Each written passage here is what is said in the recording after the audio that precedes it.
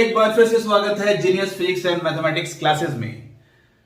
Online class के मद्देनजर जो हमारा ऑफलाइन क्लास चल रहा था, अब हम उसको ऑनलाइन करने वाले हैं और ऑनलाइन एक्चुअली कर भी दिया है हमने। तो आज हम 11th क्लास का जो टॉपिक हमारा छूट रहा था, जो हमने ऑलरेडी पढ़ लिया था, हम उसके आगे पढ़ेंगे। और आज का जो हमारा टॉपिक होने वाला है, पहला टॉपिक तो है सेंट्रीपिटल फोर्स। सेंट्रीपिटल फोर्स क्या होता है और उसका जो एक्सप्रेशन होता है, मैथमेटिकल एक्सप्रेशन, वो क्या है ना। सेंट्रीपिटल फोर्स वाकई में नेचर में एग्जिस्ट करता है या नहीं करता है। और फिर हम देखेंगे motion in a vertical circle, जो कि एक बड़ा इंपॉर्टेंट टॉपिक बन जाता है न्यूटन्स लॉज ऑफ मोशन के लिए। तो सबसे पहले हम स्टार्ट करेंगे सेंट्रीपिटल फोर्स। तो चलिए शुरू करते हैं आज की अपनी कक्षा। सेंट्रीपिटल फोर्स, नाम से ही लग रहा है सेंटर की तरफ, है ना। पीटल मतलब सीकिंग की बात आती है, सेंटर सीकिंग फोर्स। तो सेंटर सीकिंग फोर्स का डेफिनेशन क्या है? तो इसका डेफिनेशन ये है, a force required to make a body move along a circular path with uniform speed is called a centripetal force. जब हम किसी भी सर्कुलर पाथ में मूव करते हैं विथ यूनिफॉर्म स्पीड, तो वहां पे हमें जिस फोर्स की जरूरत पड़ती है, वो फोर्स आपका कहलाता है centripetal force, centre seeking force, है ना। तो और ये जो आपका फोर्स है, ये हमेशा एक्ट कहां करता है? Along the radius and towards the centre of the circular path. तो ये आपको बिल्कुल याद रखना है कि सेंट्रीपिटल फोर्स हमेशा कहां एक्ट करता है? Along the radius and towards the centre. और ये फोर्स जो होता है, ये कब एक्ट करता है? तो जब एक बॉडी सर्कुलर पाथ में यूनिफॉर्म स्पीड के साथ मूव कर रहा होता है, यानी यूनिफॉर्म सर्कुलर मोशन कर रहा होता है। यूनिफॉर्म सर्कुलर मोशन हम लोगों ने ऑलरेडी पहले पढ़ रखा है। लेकिन हां, कभी कभी एक क्वेश्चन दिमाग में आता है कि क्या सेंट्रीपिटल फोर्स नेचर में एग्जिस्ट करता है? तो answer is no, centripetal force nature में एग्जिस्ट नहीं करता है।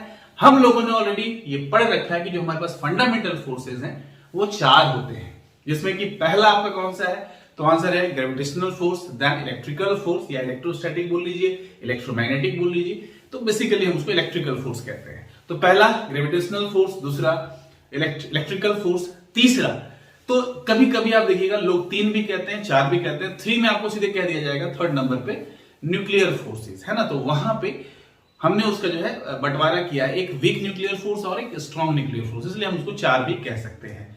तो नेचर में फंडामेंटल फोर्सेस हमारे पास 4 हैं, gravitational force, electrical force, weak nuclear और स्ट्रॉन्ग न्यूक्लियर। तो क्या सेंट्रीपिटल फोर्स नेचर में एग्जिस्ट करता है? Answer is no, centripetal force nature में एग्जिस्ट नहीं करता है। ये जो 4 फोर्सेस आपके हैं, फिलहाल इसमें से 2 तो आपका इंटरनल फोर्स हो गया, न्यूक्लियर फोर्स, है ना, वीक और स्ट्रॉन्ग। और ये जो 2 फोर्सेस है, एक आपका ग्रेविटेशनल फोर्स और दूसरा जो आपका है इलेक्ट्रिकल फोर्स, ये बेसिकली एक्सटर्नल फोर्सेस है।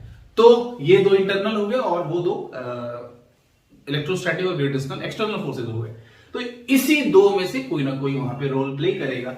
तो यहां पे देखिए, centripetal force is not a new kind of force. Centripetal force कोई नया तरह का फोर्स नहीं होता है।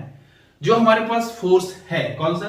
Gravitational force, electrical force. Electrical force में आपका फ्रिक्शन आ जाता है, तो फ्रिक्शनल फोर्स भी जो है वो सेंट्रीपिटल फोर्स का रोल प्ले करता है। तो बेसिकली जो हमारे पास मटेरियल फोर्सेस है, वही सेंट्रीपिटल फोर्स का रोल प्ले करते हैं। सेंट्रीपिटल फोर्स बोल के कोई फोर्स एग्जिस्ट नेचर में नहीं करता है। खैर, expression for centripetal force, centripetal force का जो हमारा एक्सप्रेशन है वो क्या है, तो उसको हम देख लेते हैं। ये हमने ऑलरेडी पढ़ा है कि when a body is in uniform circular motion, जब कोई बॉडी यूनिफॉर्म सर्कुलर मोशन कर रहा होता है, its velocity changes continuously due to the change in direction. इसके डायरेक्शन में क्या है? डायरेक्शन में इसका point to point, in each and every point direction change हो जाता है, और डायरेक्शन चेंज होने की वजह से वेलोसिटी भी चेंज हो जाता है। और हम जानते हैं कि टाइम के साथ अगर वेलोसिटी चेंज हो, the rate of change of velocity with respect to time is called acceleration. तो when a body is in uniform circular motion, its velocity changes continuously and due to the change in the direction of motion, there is an acceleration always acts inward and along the radius, which is called centripetal acceleration. और इस centripetal acceleration का हमने जो mathematical derivation किया था, a is equals to v square upon r, ये हमने पहले ही किया है। तो a is equals to v square upon r, और v को फिर हम ओमेगा r लिख सकते हैं। तो ओमेगा स्क्वायर r स्क्वायर हो जाएगा, r ये कैंसिल हो जाएगा। तो एक्सेलरेशन का एक और बिट यहाँ पे फॉर्मूला बन जाता है ओमेगा स्क्वायर आर। तो ए के प्लेस पे हम वी स्क्वायर अपॉन आर भी लिख सकते हैं और ओमेगा स्क्वायर आर भी लिख सकते हैं। And according to Newton's second law of motion F is equal to हमारे पास क्या है, ma है। तो यहाँ पे हम एक्सप्रेशन की वैल्यू यहाँ से डाल देंगे। तो a की वैल्यू हम ये भी पुट कर सकते हैं और ये भी पुट कर सकते हैं। तो F की वैल्यू आ जाएगी mv स्क्वायर अपॉन आर या फिर m ओमेगा स्क्वायर आर। तो ये हमारे पास मैथमेटिकल एक्सप्रेशन है किसका, सेंट्रीपिटल फोर्स का। और इसके एग्जांपल्स तो आपको पता ही है कि एक जो इलेक्ट्रॉन है वो न्यूक्लियस की चारों तरफ क्यों घूमता है, तो आंसर है ड्यू टू इलेक्ट्रिकल फोर्स या फिर due to electrostatic force between nucleus and the electron. उसी तरह से अर्थ जो है, पृथ्वी जो है वो सन के चारों तरफ क्यों घूमता है, तो ड्यू टू ग्रेविटेशनल फोर्स। वहां पे ग्रेविटेशनल फोर्स एक्ट करता है, स्ट्रेट लाइन में वो जाना चाहता है बट एक फोर्स लगता है सेंटर की तरफ जो उसको ऐसे मोड़ देता है, और फिर जब ये इधर जाएगा स्ट्रेट लाइन में तो फिर एक सेंटर पे फोर्स लगेगा और फिर इसको ये मोड़ देगा और ये फाइनली ये राउंड राउंड ये घूमता रहेगा। तो पृथ्वी चक्कर लगाती है सूर्य की, क्यों, ड्यू टू ग्रेविटेशनल फोर्स। चंद्रमा जो है वो पृथ्वी का चक्कर लगाता है, क्यों, ड्यू टू ग्रेविटेशनल फोर्स। तो जितने भी सर्कुलर मोशन हो रहे हैं आप बहुत सारे एग्जांपल्स देख सकते हैं। यहां तक कि अगर मैं बात करूं जब हम गाड़ी चलाते हैं तो जब हम मोड़ पे टर्न लेते हैं, है ना, सर्कुलर पाथ, वहां भी जब हम ट्रेस करते हैं तो जो फ्रिक्शनल फोर्स है ये यहाँ पे सेंट्रीपिटल फोर्स का रोल प्ले करता है। और जब आप एक स्ट्रिंग, है ना, धागा बांधते हैं, धागा में आप एक स्टोन बांधते हैं, उसको जब आप घुमाते हैं, जो हम अभी नेक्स्ट टॉपिक में पढ़ने वाले हैं motion in a vertical circle, तो वहां पे जो टेंशन होता है स्ट्रिंग में वो रोल प्ले करता है किसका, आंसर है सेंट्रीपिटल फोर्स का।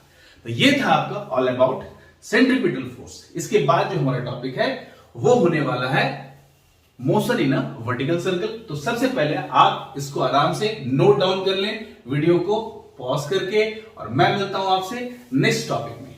तो ये रहा हमारा second topic, motion in a vertical circle, है ना। Motion in a vertical circle, पहले इसको आप अच्छे से समझिए कि ये है क्या।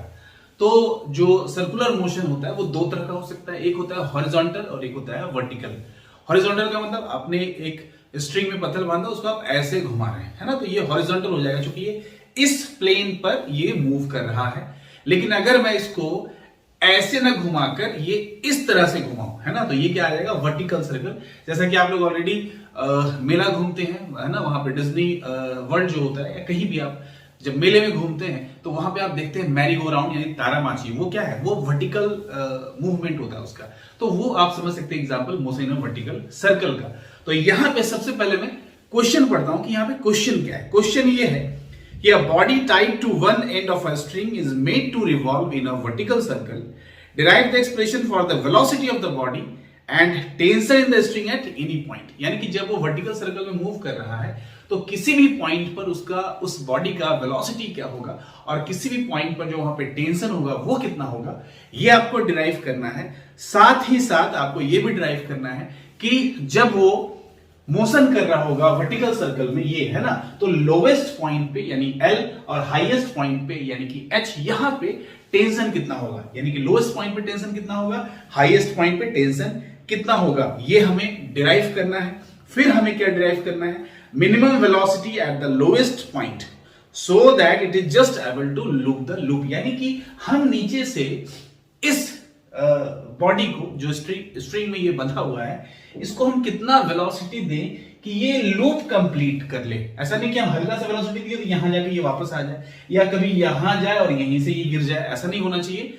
तो हम कितना उसको मिनिमम वेलोसिटी दें, the minimum velocity required to complete the loop, है ना, ताकि वो ये कंप्लीट लूप क्या कर ले, उसको कंप्लीट कर ले, लूप को वो कंप्लीट कर ले, ताकि ये एक कंप्लीट यहां पे वर्टिकल सर्कुलर मोशन कर सके।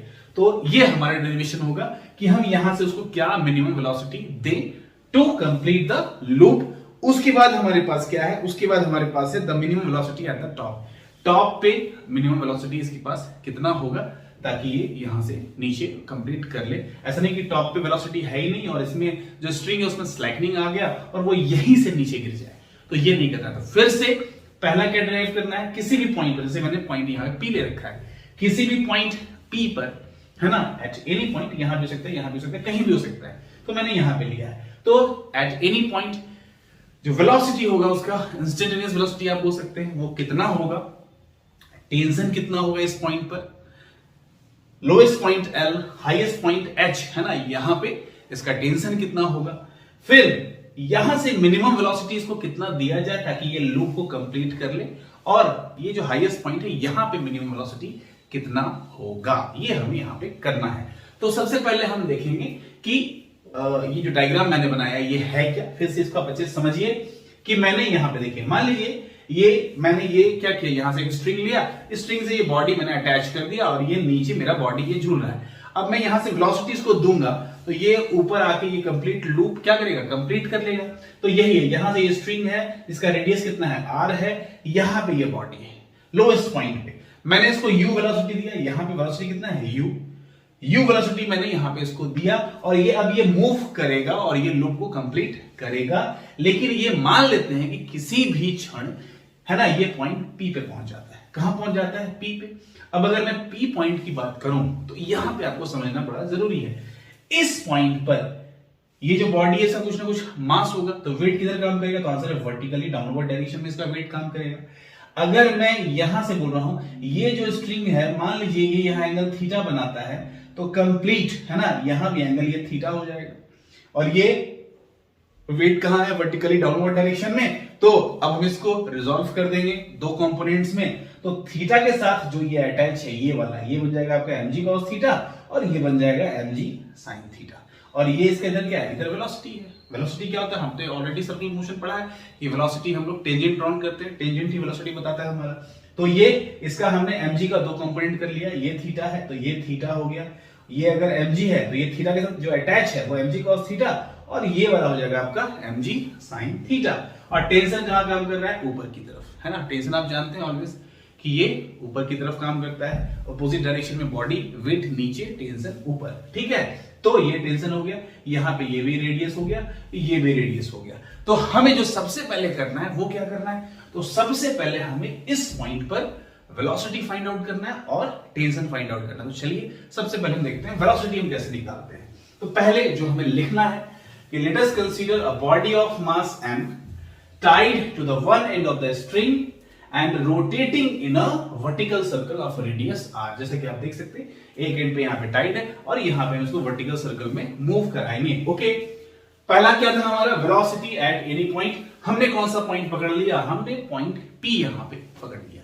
तो देखिए हमने क्या लिखा है, suppose the body passes through lowest point L, सबसे नीचे है ना lowest point L, with lowest point L, suppose the body passes through lowest point L with velocity u। यहां पे जो हमने वेलोसिटी यहां दिया है इसको u, वो मिनिमम वेलोसिटी जिससे ये क्या कर लेगा, एक लूप कंप्लीट कर लेगा। u and through any point P with velocity v। अब जब यहां से ये पहले यहां तो हमने इसको u वेलोसिटी दिया, लेकिन जब ये यहां से ट्रेवल करके जब यहां पहुंचता है तो अब इसका वेलोसिटी बदल जाएगा। वो वेलोसिटी हमने कितना मान लिया, v, है ना, वो वेलोसिटी कितना हमने ले लिया, v। Okay, with velocity v in moving from L to P it has moved up through a vertical height ln is equals to h। अब यहां से देखिए ये बड़ा इंपॉर्टेंट है, ये पहले इस पॉइंट पे था, वेलोसिटी कितनी थी यहाँ पे u, अब ये यहां पहुंच गया, वेलोसिटी कितनी हो गई, v हो गई। लेकिन जब ये यहां पहुंचता है, मान लीजिए ये ग्राउंड लेवल है, यानी कि ये जो लोएस्ट पॉइंट है ये just above the ground level है, यानी लोएस्ट पॉइंट का ग्राउंड लेवल से कोई हाइट नहीं है। लेकिन जैसे ये यहां पहुंचता है तो ग्राउंड लेवल से इसकी कुछ ना कुछ हाइट हो जाती है। आप देख सकते हैं पॉइंट P का ये ग्राउंड लेवल से कुछ ना कुछ हाइट हो जाता है, इस हाइट का हमने नाम कर रख दिया h। तो ln, ये ln is equals to h, ठीक है।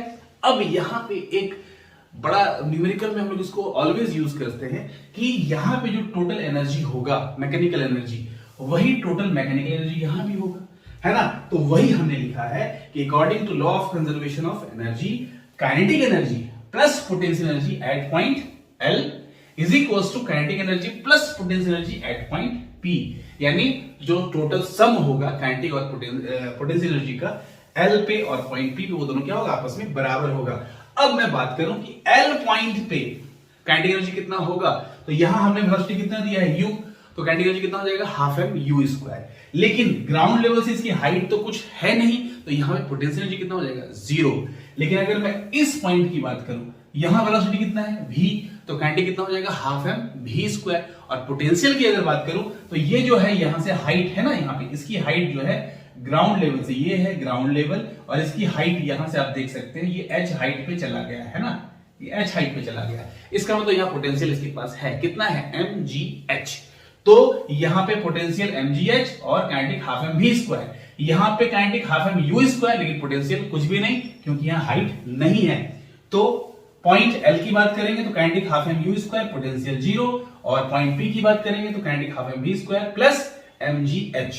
अब यहां से देखिए ये हो गया हाफ एम यू स्क्वायर। यहां से अगर मैं हाफ एम कॉमन कर लूं तो हाफ तो यहां है नहीं, तो यहां पे क्या होगा 2 से मल्टीप्लाई हो जाएगा, है ना। तो हाफ एम कॉमन करने से यहां बचा वी स्क्वायर प्लस यहां पे 2gh हो जाएगा। क्यों, आप 2 से मल्टीप्लाई कीजिए, यहां पे देखिए 2 कैंसिल हो गया, फिर से क्या बचेगा mgh। ठीक है, तो क्या बचा half m u square is equal to half m common कर लिया, ब्रैकेट में क्या बचा वी स्क्वायर प्लस 2gh। तो half m cancel, u square is equal to v square plus 2gh, u square is equal to v square plus 2gh। तो हमें तो you नहीं चाहिए, हमें तो वी चाहिए, instantaneous velocity at any point. तो वी स्क्वायर कितना हो जाएगा यू स्क्वायर माइनस 2gh। ये प्लस जब इधर आएगा तो ये माइनस में कन्वर्ट हो जाएगा, और यहां से आप बोल सकते हैं v की वैल्यू कितनी हो जाएगी root under u square minus 2gh, है ना। ये v की वैल्यू हो जाती है, यानी वेलोसिटी एट पॉइंट P कितना आ गया हमारा root under u square minus 2gh। और यही जो इक्वेशन है, ये वाला इक्वेशन, ये आपको क्या देता है velocity of the body at any point, है ना। तो ये हमने देखा वेलोसिटी किस पॉइंट पे, P पे। अब आप आराम से आपको किसी पॉइंट का निकालना हो, इस पॉइंट का, इस पॉइंट का, इस पॉइंट का, बस यहां पे कुछ चीजें बदलेगी।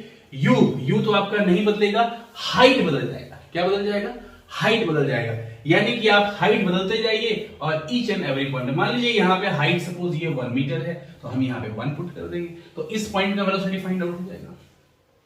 मान लीजिए हम पहुंच गए हैं इस पॉइंट पर, है ना, तो फिर हम यहां से हाइट देखेंगे तो यहां से हाइट हमें ये मिलेगा। तो ये जो हाइट है इससे ज्यादा है, मान लीजिए वो 2 मीटर हो गया, तो अगर हम यहाँ पे 2 मीटर डाल देंगे तो उस समय इस पॉइंट का वेलोसिटी हमें मिल जाएगा कि कितना है। तो हर एक पॉइंट पे हमें सिर्फ और सिर्फ क्या यहाँ पे डालना है, u तो फिक्स्ड है, g फिक्स्ड है, h जो है h पे डिपेंड करता है आपका कि जो वेलोसिटी एट एनी पॉइंट है वो कितना होगा। कभी कभी एग्जाम में पूछेगा कि motion in a vertical circle में जो हमारा वेलोसिटी एट एनी पॉइंट हम निकालते हैं वो किस फैक्टर पे डिपेंड करता है, तो आंसर है वो हाइट पे डिपेंड करता है। हाइट बदलेगा v बदल जाएगा, क्यों, क्योंकि u तो फिक्स्ड है, g फिक्स्ड है, h फिक्स्ड नहीं है। यहां पे है तो h 0 है, यहां पे h कुछ और है, यहां पे h कुछ और है, यहां पे h कुछ और है। यहां अगर पहुंच गया तो ये पूरा कंप्लीट डायमीटर ही इसका हाइट बन जाता है। तो कुल मिलाकर वेलोसिटी एट एनी पॉइंट ये डिपेंड करता है आपका किस पे, तो ये डिपेंड करता है हाइट पे। तो ये था आपका वेलोसिटी एट एनी पॉइंट। अब हम इसी पॉइंट पे क्या निकालेंगे, टेंशन की वैल्यू। तो चलिए अब हम निकालते हैं टेंशन की वैल्यू। तो चलिए अब हम देखते हैं टेंशन, जो हमारा स्ट्रिंग में टेंशन होगा पॉइंट P पे वो कितना होगा। तो बड़ा सिंबल यहां पे है, tension along the string eight any point, the forces acting on the body at point P। अगर मैं पॉइंट P की बात करूं तो यहां पे जो फोर्सेज लग रहे हैं वो कौन कौन से हैं, तो आंसर है वेट तो इसका वर्टिकली डाउनवर्ड काम कर रहा है, ये आप देख सकते हैं mg कहां काम कर रहा है, डाउनवर्ड डायरेक्शन में। तो यहां पे weight mg acting vertically downward, और ये जो टेंशन है ये कहां काम कर रहा है, ऊपर की तरफ, tension T along the string, tension T along the string. ठीक है, ओके। अब हमने क्या किया, इस mg का कंपोनेंट कर लिया, एक mg cos थीटा और एक mg sin थीटा, जो मैंने आपको पहले ही बता दिया है। The component mg cos theta of the weight along the string acts opposite to T। जैसा कि आप देख सकते हैं टेंशन काम कर रहा है किधर, इस डायरेक्शन में, और mg cos थीटा इस डायरेक्शन में। यहां पे चूंकि वर्टिकल सर्कुलर मोशन हो रहा है, और सर्कुलर मोशन के लिए रिस्पॉन्सिबल कौन है, तो सर्कुलर मोशन के लिए रिस्पॉन्सिबल होता है सेंट्रीपिटल फोर्स। क्या एग्जिस्ट करता है नेचर में, आंसर इज नो। लेकिन यहां पे टेंशन जो होगा, है ना, वो यहां पे सेंट्रीपिटल फोर्स का रोल प्ले करेगा। तो टेंशन ऊपर, mg cos थीटा नीचे, तो नेट फोर्स कितना हो जाएगा T minus mg cos theta. क्यों, क्योंकि यहाँ पे t जो है वो mg cos थीटा से बड़ा है, क्योंकि mg cos थीटा अगर बड़ा होता तो ये अभी वर्टिकल सर्कुलर मोशन नहीं कर रहा होता। mg cos थीटा अगर बड़ा होता तो ये, अगर मान लीजिए हम स्ट्रिंग को अपने हाथ में लेके और वर्टिकल सर्कुलर मोशन कर रहे हैं, तो अगर mg cos थीटा बड़ा है तो वो हमारे हाथ से क्या हो जाएगा, छूट जाएगा। तो यहाँ पे t बड़ा है तभी ये मोशन कर रहा है वर्टिकल सर्कुलर मोशन, अगर t बड़ा नहीं होता तो अभी ये सर्कुलर मोशन नहीं हो रहा होता। तो यहाँ पे टेंशन किससे बड़ा है, mg cos थीटा से, तो नेट फोर्स कितना हो गया, t minus mg cos theta, और ये t minus mg cos theta जो है यही रोल प्ले कर रहा है आपका किसका, सेंट्रीपिटल फोर्स का, है ना। तो ये रोल प्ले कर रहा है सेंट्रीपिटल फोर्स का। सेंट्रीपिटल फोर्स का फॉर्मूला क्या है, mv स्क्वायर अपॉन r। तो t minus mg cos theta is equals to mv square upon r। तो यहां हम देख सकते हैं t minus mg cos theta is equals to mv square upon r। ठीक है, ये हमारा इक्वेशन 1 हो गया। अब यहां पे cos थीटा आ रहा है, cos थीटा की वैल्यू हम कहां से रखेंगे, इस ट्रायंगल से, ट्रायंगल ONP में अगर हम देखें cos थीटा क्या होता है, b बाई h। b कितना है यहाँ पे ON, h कितना है OP, तो ON बाई OP, ON कितना है r माइनस h, और ये कितना है OP r, है ना। तो cos थीटा हमारा यहाँ कितना हो जाएगा, ON by OP r minus h upon r, और यहाँ पे v स्क्वायर है, v स्क्वायर हमें ऑलरेडी पता है, v square is equal to u square minus 2gh, जो हमने पहले प्रूव किया फर्स्ट में ही। तो हम यहाँ cos की वैल्यू प्लेस कर देंगे और v स्क्वायर की वैल्यू प्लेस कर देंगे, तो ये इक्वेशन हमारा क्या बन जाएगा, t is equal to mg, cos की value r minus h upon r, यहाँ पे m बाई r, और v स्क्वायर की value u square minus 2gh। अब यहाँ देखिए m ऊपर में है, r नीचे में है, यहाँ भी m r ऊपर नीचे है, तो m बाई r क्या हो जाएगा, कॉमन, तो यहाँ क्या बचेगा, gr माइनस gh, g से दोनों मल्टीप्लाई हो जाएगा, gr minus gh, gr minus gh, और यहाँ पे u स्क्वायर माइनस 2gh। तो फाइनली क्या बचेगा, u स्क्वायर प्लस gr और माइनस gh और माइनस 2gh कितना बन जाएगा, माइनस 3gh। तो u square plus gr minus 3gh, जो हमने यहां लिख लिया है, t is equal to m upon r, u square plus gr minus 3gh। तो ये हमारा इक्वेशन बना किसका, टेंशन का। ये एक फॉर्मूला बन गया जिसको हमने डिराइव कर लिया कि टेंशन एट एनी पॉइंट किस पर डिपेंड करता है, मास। मास किसका है, ये तो आंसर है बॉडी का, तो ये तो फिक्स्ड है, हम कोई भी बॉडी लेंगे उसका मास फिक्स्ड रहेगा, m फिक्स्ड है। रेडियस, अगर लेंथ ऑफ स्ट्रिंग फिक्स्ड है तो आपका रेडियस भी क्या हो जाएगा, फिक्स्ड हो जाएगा।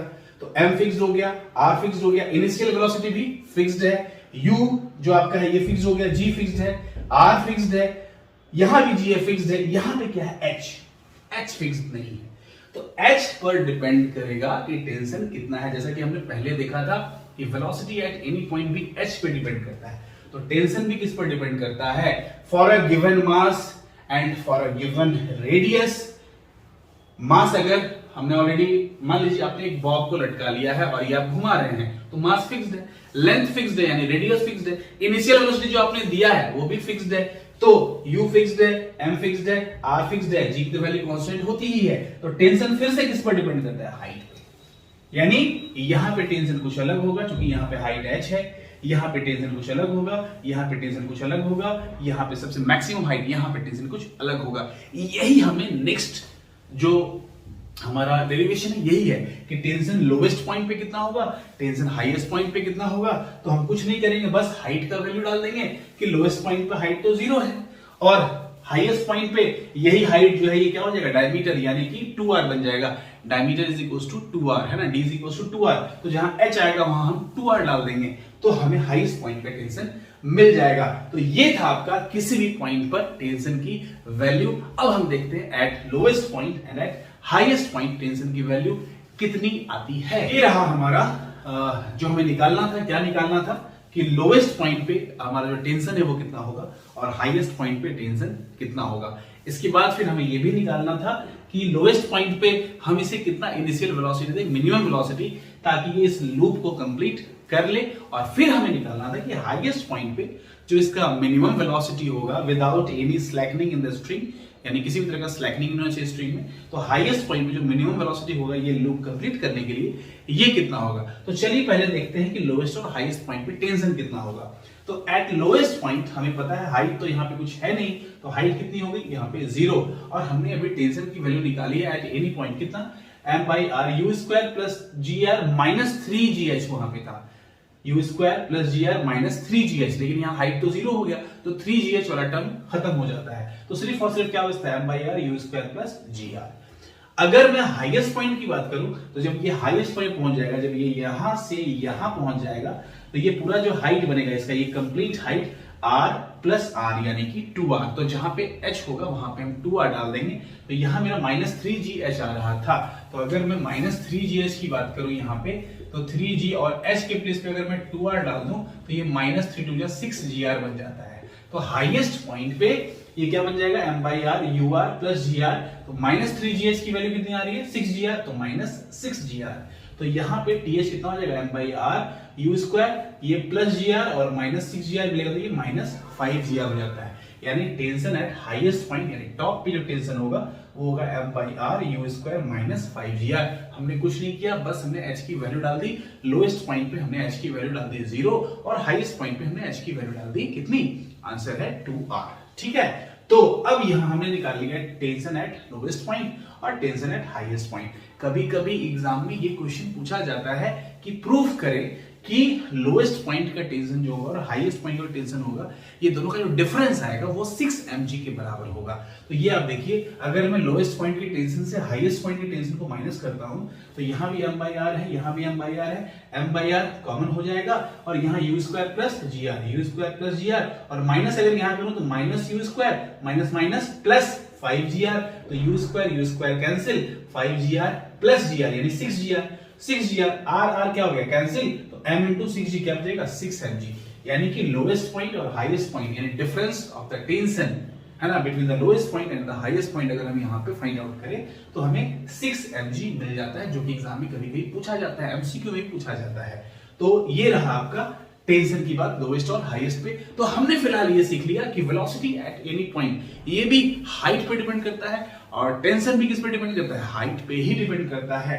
ओके, फिर हमें क्या फाइंड आउट करना था, फिर हमें फाइंड आउट करना था कि हम यहां से लोएस्ट पॉइंट से वो कितना मिनिमम वेलोसिटी दें ताकि ये एक लूप को कंप्लीट कर लें। तो आंसर है कि ये जो स्ट्रिंग है, अगर ये इसमें स्लैकनिंग नहीं हो, है ना, स्लैकनिंग जरा सा भी अगर हो जाता है तो वो लूप कंप्लीट नहीं कर पाएगा।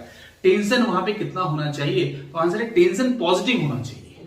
पॉजिटिव का मतलब ये है कि वो 0 से बड़ा हो या 0 के बराबर हो, 0 से कम नहीं होना चाहिए, विदाउट एनी स्लैकनिंग। यानी कि minimum velocity of projection at the lowest point for looping the loop, तो the body will able to cross the highest point। अगर मैं यहां से इसको velocity दूं, हो सकता है ये यहां से आके यहां वापस आ जाए, ये यहां जाके यहां वापस आ जाए, या यहां जाके ये नीचे गिर जाए, ये भी पॉसिबल है कि ये यहां से ऊपर उठा और फिर यहां से नीचे गिर जाए। तो अगर इसको एक लूप कंप्लीट करना है तो ये टेंशन इसमें बरकरार रहना चाहिए, यानी टेंशन पॉजिटिव होना चाहिए। टेंशन कितना होना चाहिए, तो 0 से बड़ा या 0 के बराबर होना चाहिए। तो टेंशन जो होगा हाईएस्ट पॉइंट पे वो ग्रेटर देन इक्वल देन 0 होना चाहिए। ग्रेटर तो ठीक ही है, इक्वल 0 होगा तो भी काम चल जाएगा क्योंकि वहां पे स्लैकनिंग नहीं आएगा। तो the body will able to cross the highest point without any slackening if th greater than equal than 0। और th की वैल्यू हमने कितनी निकाली है, m upon r u square minus 5gr, m upon r u square minus 5gr। ये complete इसको उधर भेज दीजिए तो 0 बाई m बाई r 0 ही बन जाएगा, यानी कि u square minus 5gr greater than equal than 0।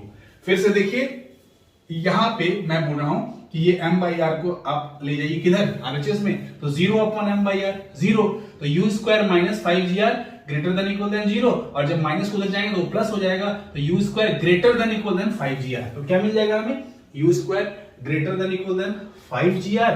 तो स्क्वायर अगर हटेगा तो यहां क्या आ जाएगा, रूट आ जाएगा, यानी u greater than equal than 5gr। तो मिनिमम वेलोसिटी कितना है, तो आंसर है इक्वल भी यहां पे है, तो मिनिमम वेलोसिटी नीचे भी कितना चाहिए, रूट अंडर 5gr, है ना।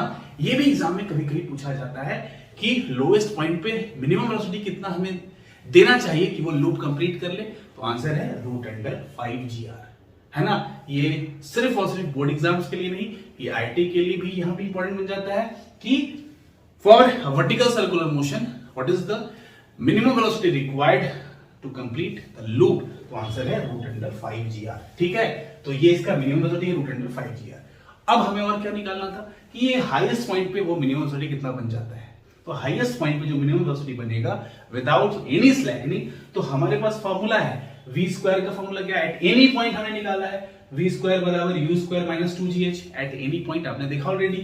तो u square minus 2gh highest point की मैं बात करूं तो h तो क्या बन जाता है 2r बन जाता है। क्लियर है बिल्कुल। यहां से जब ये पहुंचेगा हाईएस्ट पॉइंट पे तो r प्लस r कितना बन जाता है 2r, तो h की वैल्यू कितनी हो जाएगी 2r।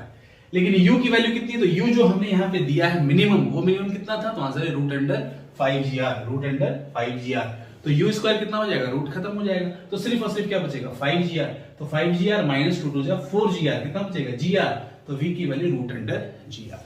तो एट हाईएस्ट पॉइंट यहां पे जो आपका वेलोसिटी बनता है मिनिमम वेलोसिटी, इसको हम क्रिटिकल वेलोसिटी भी कहते हैं। तो यहां पे at highest point the value of minimum velocity और critical velocity is root under gr। फिर से एक बार, टेंशन लोएस्ट और हाईएस्ट का डिफरेंस कितना आएगा 6 mg। नीचे हमें लोएस्ट पॉइंट पे मिनिमम वेलोसिटी रिक्वायर्ड कितनी है, तो आंसर है रूट अंडर 5gr। और हाईएस्ट पॉइंट पर मिनिमम वेलोसिटी और क्रिटिकल वेलोसिटी कितना होगा ताकि वो लूप कंप्लीट करे, तो आंसर है रूट अंडर gr। ये आपको घुमा के क्वेश्चन कर सकता है, इसलिए इसमें कंफ्यूज आपको बिल्कुल भी नहीं होना है। तो ये था आपका all about motion in a vertical circle. इसके बाद हम चलेंगे नेक्स्ट टॉपिक में। तो अगर वीडियो अच्छा लगा हो तो लाइक करें और चैनल को सब्सक्राइब करें। तब तक के लिए जय हिंद, जय भारत।